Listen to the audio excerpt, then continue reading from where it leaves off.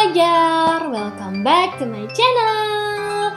Thank you for clicking this video. And who are you guys? I hope you are always healthy and happy for every day. Oke, pada video kali ini kita akan membahas tentang kesetimbangan benda tegar.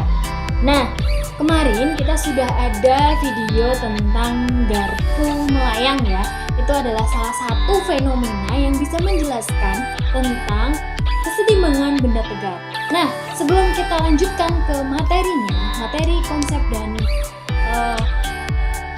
rumus matematisnya, kita akan melihat videonya lagi nih terkait fenomena-fenomena apa aja sih yang menarik terkait kesetimbangan benda tegar.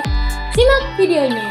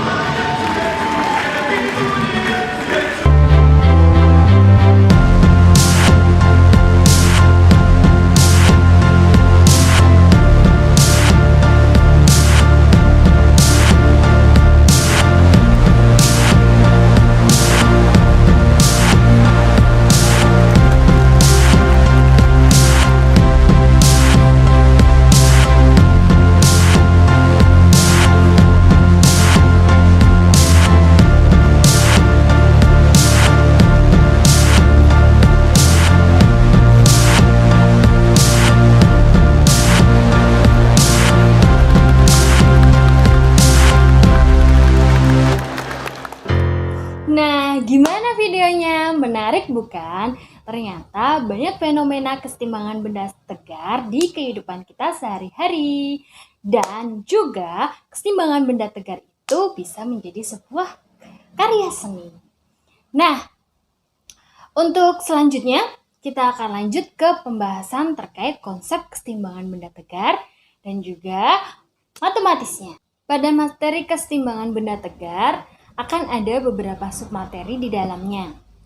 Yang pertama adalah jenis kesetimbangan, kemudian yang kedua adalah cara kesetimbangan, kemudian yang terakhir adalah titik berat. Nah, sebelum kita masuk ke jenis-jenis kesetimbangan, maka kita harus paham dulu apa itu kesetimbangan. Nah, kesetimbangan itu asal katanya adalah dari kata setimbang, yang artinya adalah kedudukan suatu benda itu dalam keadaan stabil atau tidak bergerak. Nah, karena gerak di dalam fisika itu ada dua jenis ya, yaitu gerak translasi, yang kedua gerak rotasi. Maka jenis kesetimbangan itu juga ada dua, yaitu kesetimbangan translasi dan kesetimbangan rotasi. Nah, kesetimbangan translasi itu apa sih? Nah, karena katanya itu translasi, berarti benda dikatakan setimbang secara translasi ketika dia tidak bergerak secara translasi. Nah, syarat agar sebuah benda itu tidak bergerak secara translasi adalah jika gaya-gaya yang bekerja pada benda itu sama dengan nol atau resultan gayanya nol. Biasanya secara matematis kita tulis sigma F sama dengan 0. Nah, kemudian kesetimbangan rotasi berarti kebalikannya dari translasi. Karena translasi itu gerak lurus, rotasi itu gerak melingkar, berarti ketika terjadi kesetimbangan rotasi, maka benda dikatakan setimbang secara rotasi ketika dia tidak bergerak secara rotasi. Nah, masih ingat ya, syarat agar sebuah benda itu diam tidak bergerak secara rotasi adalah ketika momen gayanya itu sama dengan nol atau torsi ya, momen gaya sama dengan torsi. Nah, jadi bisa kita tuliskan juga sigma torsinya sama dengan nol atau sigma tau ya, sigma tau sama dengan nol. Nah, kita masuk ke pembahasan kesetimbangan translasi. Nah, tadi sudah dijelaskan ya, kesetimbangan translasi terjadi ketika gaya-gaya yang dialami suatu benda atau sistem itu sama dengan nol, atau secara matematis kita menuliskannya sigma F sama dengan nol. Nah, di sini sudah ada contoh. Contohnya adalah jika di sini ada sebuah titik pusat koordinat 0,0, di sini kan ada dua gaya yang bekerja ya, yaitu F1 dan F2.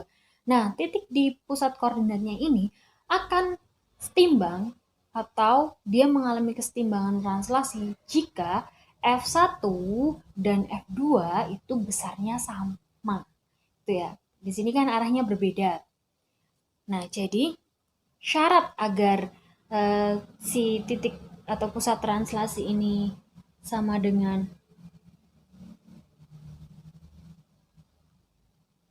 syarat agar titik ini, pusat koordinat ini setimbang atau sigma F-nya sama dengan 0, maka syaratnya adalah F1 itu harus sama dengan F2. Nah, kita masuk ke contoh yang ini juga ya.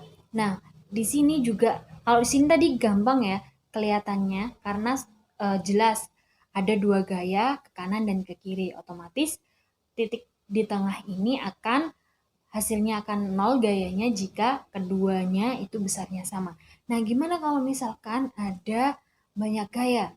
Nah, nanti kita akan menghitungnya secara menggunakan dua analisis ya, yaitu sumbu X dan sumbu Y. Nah, maka kalau misalkan ada seperti ini, nah misal ini gayanya itu F1 itu miring ke sini ya. Nah, kemudian yang kedua itu miring ke bawah, kemudian F3-nya ke kanan. Nah, gimana nih kalau kayak gini? Nah, maka kita analisisnya dengan sumbu X dan sumbu Y. Jadi dia akan setimbang di sumbu X dan di sumbu Y. Nah, di sumbu X kita analisis sigma, kita tuliskannya sigma Fx-nya. Sigma Fx sama dengan 0. Jadi semisal ada miring seperti ini, maka kita proyeksikan terhadap sumbu X dan sumbu Y. Kemudian untuk analisa sumbu X-nya kita gunakan yang di sumbu X. Berarti kalau misalkan yang biru ini kan kita proyeksikannya kan ke sini ya. Jadi di sini ya. Kemudian yang orange ini berarti proyeksinya ke sini. Kemudian yang hijau ke sini. Nah, itu. Nah, sigma Fx ini harus 0. Kemudian sumbu Y-nya juga sama. Di sumbu Y ini resultan gaya di sumbu Y-nya itu juga harus 0. Nah, gaya di sumbu Y-nya itu adalah ini. yang ini dan ini ya. Nah, jadi kalau misalkan benda ini di titik ini itu setimbang, harusnya gaya ke atas itu sama dengan gaya ke bawah. Kemudian kalau misalkan dari sumbu X-nya itu di kanan, jumlah gaya yang di kanan dan yang ke kiri itu juga harus sama. Ya, jadi di sini sudah ada contoh soal terkait kesetimbangan translasi. Nah, ada sebuah balok dari gambar ya, perhatikan gambar di samping kanan sini.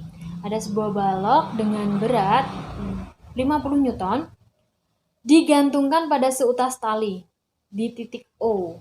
Tali itu disimbolkan dengan dua tali lain yang ujung-ujungnya ditambatkan pada langit-langit. Langit-langitnya di titik A dan di titik B. Semua tali sangat ringan sehingga beratnya dapat diabaikan. Jika theta 2 di sini sama dengan 37 derajat sudutnya, kemudian di theta 3 sudutnya adalah 53 derajat, maka berapa tegangan pada 3 tali tersebut? Maka di sini ada 3 tali ya. Oke. Di sini akan kita gambarkan dulu pertama gaya-gaya yang bekerja pada benda. Nah di sini ada sebuah balok. Perhatikan visualisasinya adalah seperti ini ya contohnya. Balok ini kemudian akan menarik tali satu ya. Tali satu di sini. Nah, perhatikan tali satu ya. Tali satu yang ini. Ketika sebuah benda menarik di sini, otomatis talinya akan menarik ke sebaliknya. Nah, kemudian ketika tali itu menarik ke atas atau ke sebaliknya, itu adalah gaya reaksi ya. Karena kan ketika ketika balok ini menarik tali, otomatis T1 itu sebenarnya sama dengan gaya berat ya. Ya enggak? Kemudian gaya dari gaya berat ini ditolak oleh tali ke atas atau T1 aksen. Maka T1 aksen di sini adalah gaya reaksi akibat T1. T1 ini sama dengan W-nya. Kemudian, nah di sini di titik tengah sini itu di simpul O-nya, kemudian atau di sini, nah karena ada tegangan ke bawah, otomatis yang T2 sama T3 itu juga akan menarik ke arah kanan dan kiri agar dia setimbang seperti ini ya. Nah, maka di sini tali 2 dan 3 itu akan tegang. Nah, tali 2 dan 3 ini akan beraksi ke titik, misalnya titik T2 ini akan beraksi ke langit-langit B, kemudian tali yang ujung dari titik B-nya itu kemudian menarik ke arah sebaliknya sehingga dia tegang. Jadi ketika sebuah tali itu tegang, itu tandanya ada dua gaya yang bekerja. Kalau misalnya cuma satu gaya kan dia akan tertarik ya. Nah, begitu juga di T3. Di T3 ini adalah gaya aksinya, kemudian dari ujung di titik A ini akan bereaksi atau kita tulis T3 aksen. Nah, dari gambar yang di atas kita fokus ke T1, T2 dan T3. Kemudian kita gambarkan gaya-gaya dari 3 tali ini ya, menjadi gambar seperti di bawah. Nah, nanti yang kuning adalah T2, yang biru adalah T3, yang hijau adalah T1. Nah, karena T2 dan T3 itu miring, maka dia punya gaya di sumbu X dan di sumbu Y. Sedangkan kalau T1 karena dia sudah berada di sumbu Y, dia hanya lurus ke arah sumbu Y, maka dia hanya punya dimensi Y-nya aja. Kalau X-nya nggak ada ya. Nah, maka kita cari dulu nih proyeksi terhadap sumbu X dan sumbu Y-nya. Dimulai dari T2 ya. T2 di sini theta 2-nya tadi 37 derajat ya. Kemudian di theta 3-nya adalah 53 derajat. Nah, masih ingat ya untuk proyeksi T2X-nya kita gunakan apa? Ya karena di sini yang berperan adalah samping dan miring, maka kita gunakan ya cos-nya ya, berarti T2 cos 37 derajat. Kemudian T3-nya, T3X-nya adalah sama dengan T3, kemudian cos juga ya, cos 53 derajat. Nah, kemudian di sini di sumbu Y-nya, maka T2Y-nya adalah berapa? T2Y di sini. Nah, T2Y-nya adalah sama dengan T2, ya karena di sini adalah ini sama dengan yang ini ya, berarti kan depan miring ya, maka T2 sin. Sudutnya berapa? Sudutnya 37 derajat. Kemudian untuk T3Y-nya, nah maka ini juga T3 sin 53 derajat. Oke, setelah itu baru kita analisa secara sumbu X dan sumbu Y. Bebas mau mana dulu. Kita analisa terhadap sumbu X dulu ya. Berarti kalau di sumbu X, kita tuliskan sigma fx-nya ya. Itu sama dengan 0. Berarti kita ambil gaya-gaya yang searah sumbu X-nya ya. Berarti di sini hanya ada dua ya, yaitu T3X dan T2X. Nah, di sini kan kita sudah sepakati bahwa kanan itu positif, kiri itu negatif. Berarti di sini T2X ya. Langsung aja kita tulis T2 cos 37 derajat, kemudian dikurang T3 cos 53 derajat sama dengan 0. Nah, setelah itu kita masukkan nih, masih ingat ya, cos 37 itu berapa? Ya, nilainya 0,8 ya. Berarti di sini 0,8 dikali T2 itu sama dengan, ini langsung kita pindah ruas ya biar positif. Cos 53 itu berapa? 0,6 ya. 0,6 T3. Nah, kemudian kita analisa dari sumbu Y-nya. Sumbu Y. Maka di sini sigma Fy sama dengan 0. Nah, di sini baru T1 itu masuk ya. Nah, di sini yang positif itu kan berarti yang ke atas ya. Berarti di sini yang positif adalah T2 sin ya. T2 sin 37 ya, 37 derajat. Kemudian yang T3 itu juga positif karena ke atas, berarti T3 sin 53 derajat. Kemudian baru T1 itu minus. Minus langsung kita pindah ruas juga boleh ya. Berarti sama dengan T1. Tadi T1 berapa? Ya, T1 itu tadi nilainya sama dengan W atau sama dengan 50 Newton. Nah, di sini langsung aja kita tulis ini 50 Newton.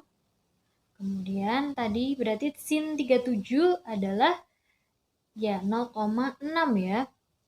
0,6 T2 ditambah 0,8 T3 sama dengan 50 Newton. Nah, ini bebas kita mau cari apa dulu. Mungkin dari sini kita bisa langsung pindah ruas aja ya. 0,6 dibagi 0,8 berarti sebenarnya T2 itu sama dengan 3/4 ya. 3/4 dari T3. Nah, langsung aja kita substitusi di sini. Jadi T2-nya diganti T3, 3/4 T3.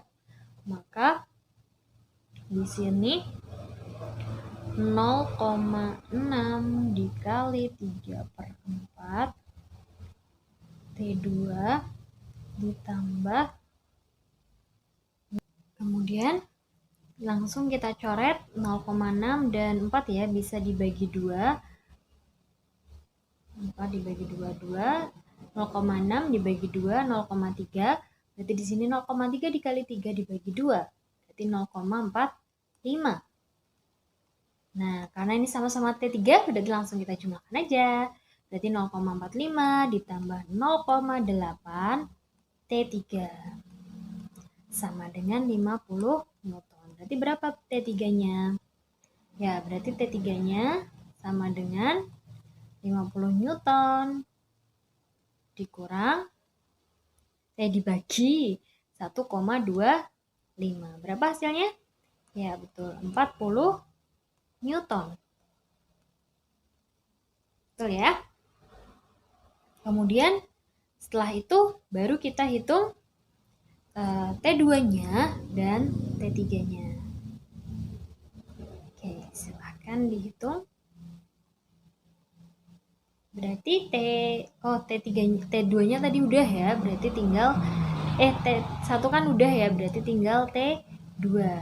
Karena T3-nya adalah 40 Newton, berarti ini T2-nya adalah 3/4 dikali 40 Newton. Berarti berapa ini? Coret, berarti 10. Berarti ini 30 Newton. Ya, ketemu ya, berarti di sini ketemu bahwa ketiga tegangan tali yaitu T1. Satu jelas ya, 50 Newton, kemudian T2-nya itu berapa? 30 Newton. Kemudian T3-nya adalah 40 Newton. Nah, panjang banget ya. Nah, jadi jangan khawatir untuk menyelesaikan soal seperti ini, kalian bisa gunakan aturan sinus. Nah, kalian mungkin di materi trigonometri pada matematika pasti sudah mempelajari ya tentang aturan sinus. Nah, aturan sinus bisa kita aplikasikan di soal seperti ini. Nah, kita fokus ke T1, T2, dan T3 ya. Nah, di sini kita gambarkan di pusat O-nya. Di sini kan T1, di sini T2, kemudian di sini T3.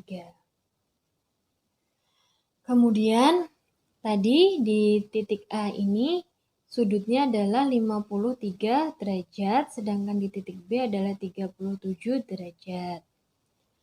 Nah, otomatis di sini pasti 90 derajat, meskipun gambarnya tampaknya tidak seperti siku-siku ya, tapi ini harusnya siku-siku, sesuai dengan jumlah sudut segitiga ya. Nah, kemudian kita tarik garis lurus. Nah, otomatis di sini pasti siku-siku ya. Ini siku-siku, di sini juga pasti siku-siku. Nah, di sini 53 derajat, otomatis di sini 37. Kalau di sini 37, maka nah ini kan kalau garis lurus itu 180 derajat, berarti sudut antara T3 dan T1 itu adalah 180 dikurang 37. Atau 100. Nah, berarti di sini sudutnya adalah 180 min 37 ya. 37 derajat. Kemudian di sini sudutnya, nah di sini kan 53, otomatis di sini 37, berarti di sini adalah salah. Nah, tadi kan di sini 53, otomatis di sini adalah 180 dikurangi 53. Berarti sudut di sini, sudutnya ya, sudutnya juga, ini adalah 180 dikurang 53 derajat. Nah, aturan sinus berarti gini, T1 ini kan sedangkan yang di sini siku-siku ya, atau 90 derajat. Nah, aturan sinus, ingat ya, T1 per sudut di depannya yaitu 90, berarti di sini sin per sin 90 derajat itu sama dengan T2 per sudut yang ada di depannya, yaitu ini ya, 180 dikurangi 37 derajat. Berarti di sini sin 180 min 37 derajat. Sama dengan T3 per sudut yang di depannya, yaitu adalah 180 min 53. Berarti di sini sin min 180 min 53 derajat. Nah, sekarang yang sudah diketahui kan baru T1 ya. T1 itu kan sama dengan W, yaitu 50 Newton. Maka kita tuliskan di sini 50 Newton. Kemudian sin 90 itu berapa? Ya, betul. 1 ya. Kemudian T2, misal kita cari T2 dulu. Berarti di sini T2 per. Nah, sin 180 min 37 derajat. Masih ingat nggak? Kalau sin 180 min 37 derajat, maka akan sama dengan sin juga ya. Nah, masih ingat kan aturan kalau 180 min 37 berarti dia di kuadran 2, otomatis sinnya juga tetap positif ya. Nah, sin 180 dikurangi 37 derajat. Berarti kan di sini kan sudutnya. Nah, maka nilainya akan sama dengan sin 37 atau 0,6. Ini ya, sin 37 atau 0,6. Berarti di sini T2 per 0,6 dikali 50 Newton. Ya, jadi T2-nya berapa? Ya, sama ya dengan yang tadi, hasilnya adalah 30 Newton. Kemudian untuk T3 itu juga sama. Misal kita gunakan yang ini juga ya, 50 per 1 biar gampang aja. Berarti di sini 50 per 1 sama dengan T3. Nah, ini juga sama. Berarti sinnya sama dengan sin 53. Sin 53 derajat. Nah, sin 53 berapa? Ya, 0,8. Berarti di sini T3 per 0,8 sama dengan 50. Maka T3-nya sama dengan 50 dikali 0,8, yaitu 40. Nah, lebih mudah ya kalau misalkan kita menggunakan aturan sinus untuk menyelesaikan permasalahan ini. Nah, untuk selanjutnya kita masuk ke kesetimbangan rotasi. Tadi sudah dijelaskan juga ya bahwa kesetimbangan rotasi itu adalah ketika sebuah benda tidak mengalami gerak rotasi hal ini dikarenakan momen gaya atau jumlah momen gaya yang bekerja pada benda itu bernilai 0 atau biasa dituliskan dengan sigma tau sama dengan 0. Jadi ini syarat agar sebuah benda itu setimbang secara rotasi, maka sigma torsinya itu harus 0 nilainya. Nah, itu tadi terkait jenis kesetimbangan, yaitu kesetimbangan translasi dan kesetimbangan rotasi. Nah, kemudian syarat kesetimbangan itu apa? Nah, benda dikatakan dalam keadaan setimbang ketika dia tidak bergerak secara translasi maupun rotasi. Artinya, benda tersebut mengalami kesetimbangan translasi maupun kesetimbangan rotasi. Nah, agar dia mengalami kesetimbangan translasi, syarat pertama harus dipenuhi, yaitu jumlah gaya yang bekerja pada benda itu harus sama dengan 0. Kemudian, syarat yang kedua, karena dia juga harus setimbang secara rotasi, maka artinya jumlah momen gaya yang bekerja pada benda itu juga 0 atau sigma tau-nya sama dengan 0. Jadi dua syarat ini harus dipenuhi agar benda dapat dikatakan setimbang. Nah, contohnya adalah benda yang saat ini ada di sekitar. Contohnya ini, vas bunga ini dalam keadaan setimbang karena dia tidak bergerak secara translasi maupun rotasi. Maka dia sudah memenuhi bahwa resultan gaya yang bekerja pada fas bunga itu sama dengan 0, kemudian momen gaya yang bekerja pada fas bunga itu juga bernilai 0, maka dia dalam keadaan setimbang. Seperti itu. Nah, kita masuk ke contoh soalnya. Ada sebuah papan jungkat-jungkit beratnya 40 Newton menopang dua orang dengan berat A 500 Newton dan B 350 Newton dalam keadaan setimbang. Ya, ini perlu digarisbawahi dalam keadaan setimbang. Artinya, jungkat-jungkitnya berada dalam kesetimbangan translasi dan juga kesetimbangan rotasi. Jika jarak A dari penopang 1,5 meter, tentukan satu, gaya normal N pada papan, kemudian yang kedua adalah jarak B dari penopang. Nah, jadi kalau jungkat-jungkit itu kan pasti ada titik tengahnya ya, sebagai pusat massa dari jungkat-jungkitnya. Nah, kalau misalkan kita gambarkan seperti ini ya. Jadi ini sebuah jungkat-jungkit. Jungkat-jungkit ini berupa papan ya biasanya. Di sini WP itu adalah berat pusat bendanya. Jadi karena di sini jungkat-jungkit beratnya 40 Newton, maka WP atau berat jungkat-jungkitnya 40 Newton kita tarik dari pusat masanya, yaitu titik di sini ya. Anggaplah titiknya sembarang. Kemudian di sini sudah diketahui bahwa jarak A dari penopang atau dari pusat masanya itu adalah 1,5 meter. Jadi RA-nya itu adalah 1,5 meter. Kemudian di sini ada si A dengan berat 500 Newton. Kemudian di sini ada si B dengan berat 350 Newton. Dan kita tidak tahu berapa jarak dia dari pusat masanya. Seperti itu. Nah, kemudian yang ditanyakan adalah gaya normal pada papan. Nah, karena gaya normal itu dia munculnya di mana? Dari pusat massa gitu. Karena kan masih ingat ya bahwa gaya normal dan gaya berat itu adalah gaya aksi reaksi ya. Nah, di sini maka sesuai dengan untuk menjawab nomor 1 ini sesuai dengan kesetimbangan translasi ya, yaitu sigma F-nya itu sama dengan 0. Nah, kita lihat gaya-gaya yang bekerja di sini. Itu ada apa aja?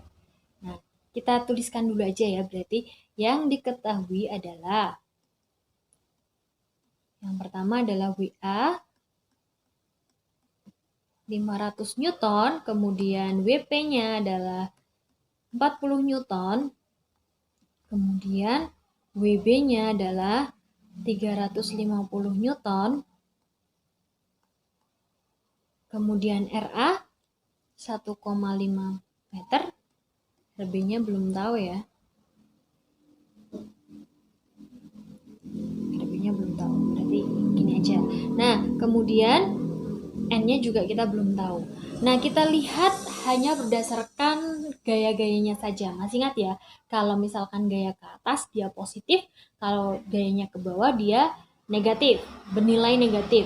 Nah, maka di sini N-nya positif ya, karena dia arahnya ke atas. Kemudian WA-nya itu WA di sini 500 Newton, itu kan arahnya ke bawah, berarti dia bernilai negatif. Berarti di sini min 500 Newton. Kemudian WP-nya itu 40 Newton, berarti min 40 Newton. Kemudian ada apa lagi? Ya, di sini ada WB. Besarnya adalah 350 Newton. Nah, di sini syarat pertama harus terpenuhi bahwa jumlah gaya-gayanya itu sama dengan 0. Berarti otomatis N-nya adalah sama dengan, ya tinggal dijumlahin semuanya. 500 ditambah 350, 850 ya. 850 ditambah 40, berarti 890 Newton. Oke, ini nomor 1 sudah terjawab. Sekarang tinggal yang nomor 2. Nah, untuk mengetahui jaraknya, maka kita gunakan syarat kesetimbangan yang kedua, yaitu sigma torsinya itu sama dengan 0. Ini ya, matau. Nah, karena yang ditanyakan RB, otomatis kita boleh nih mau menggunakan pusatnya yang mana? Mau di titik A, di titik tengah, atau di titik B? Bebas. Nah, tapi karena di sini pusat kesetimbangannya di sini, kita gunakan ini sebagai. Nah, jadi kalau misalkan kesetimbangan dia syarat yang kedua yaitu kesetimbangan rotasi. Jadi sigma taunya 0. Jadi maksudnya gimana? Jadi ketika di titik ini sigma taunya itu sama dengan 0. Di titik ini sigma torsi yang bekerja itu juga 0. Di titik ini juga sigma torsinya sama dengan 0.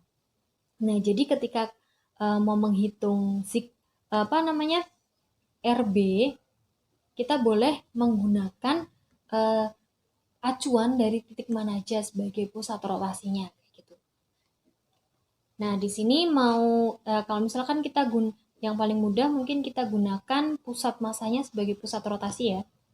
Maka di sini WP-nya karena dia pas di pusat rotasinya, maka di sini 0 ya. Jadi bedakan antara pusat massa dan pusat rotasi. Maksudnya pusat rotasi adalah titik dia berputar. Contohnya ini benda ini. Kalau misalkan dia diputar, berarti kan titik, kemudian di sini titik rotasinya di sini. Tapi apakah pusat massanya di sini juga? Tentu tidak, tergantung dari bendanya. Dia titik beratnya di mana, seperti itu. Nah, di sini kita hanya untuk mempermudah perhitungan, kita gunakan pusat massanya ini sebagai pusat rotasi. Gitu. Nah, jadi di sini kita gunakan titik WP ini kita gunakan sebagai titik rotasinya ya.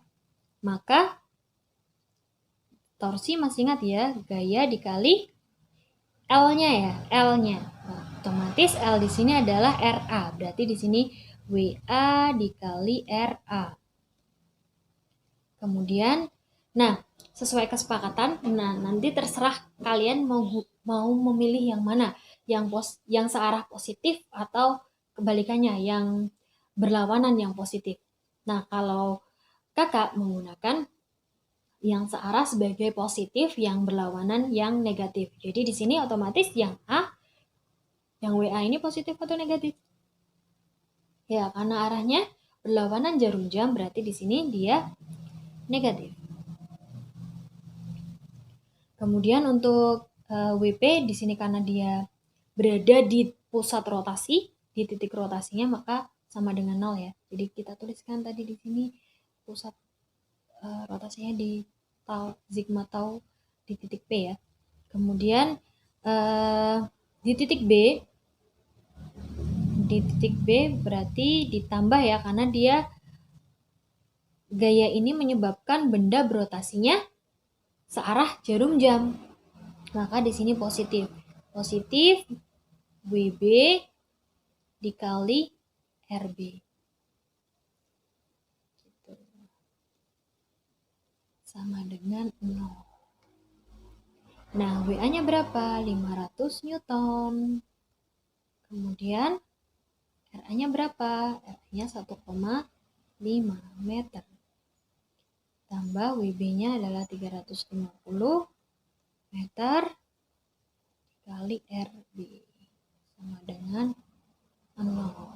Nah, maka di sini kita pindah ruas ya, 500 dikali 1,5 itu berapa? 75 ya. 750. Kemudian di sini 350 RB. Jadi berapa RB-nya? Ya, jadi RB-nya adalah 2, atau 2 ini aja, pecahan juga nggak apa-apa. Berarti 250 per 350 atau 1/7 ya. 2 1/7 meter. Nah, demikian pembahasan tentang kesetimbangan benda tegar. Untuk pembahasan terkait titik berat akan kita lanjutkan di next video. Nah, thank you for your attention and don't forget to like, subscribe, and comment. See you next time. Bye-bye.